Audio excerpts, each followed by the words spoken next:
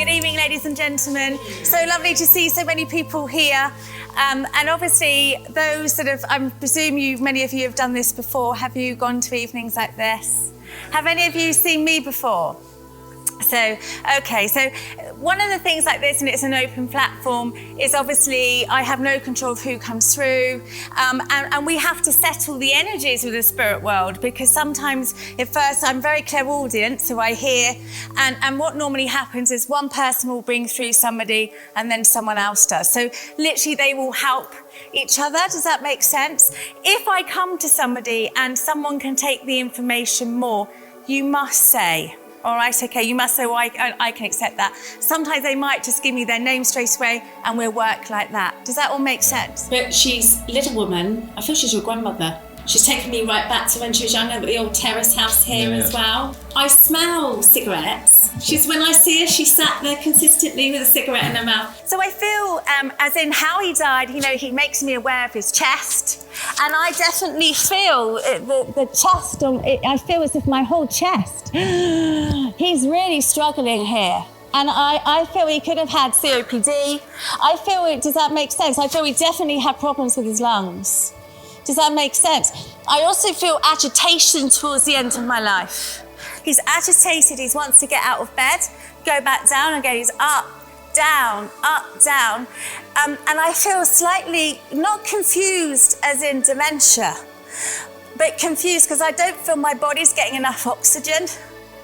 So do you understand what I mean by that? And he just said, I was tired. I smell medicine, but which can indicate hospital or hospital environment. And but if I'm honest with you, he doesn't show me having passed away in hospital. Do you understand that? And that was one thing that he didn't want. And he said, I just want to say thank you that I got home. He said that meant everything to me, everything, because that was his biggest fear, was going into hospital and not coming out. And James is very much, I do it my way. So they can show me at different stages in their life, you see. Okay. Because what's interesting with this is I see a little baby boy on like a cradle, and then I see Michael as an adult.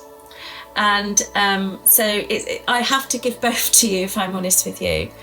Yeah, that makes complete sense, because there were two Michaels. Right, because that's what I get. I see Michael as a baby or in a cradle, but I see your brother as an adult. Yeah. He's talking about Christmas and he's very upbeat about that. He loved anything like that.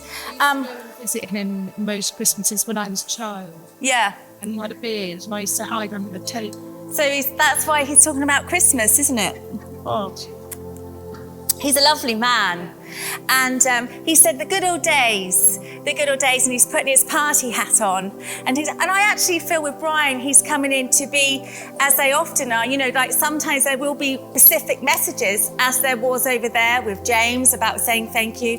But sometimes there isn't always so much of that. Sometimes it's to be recognised. I've also got someone shouting to me the name Robinson as a surname, someone that's deceased.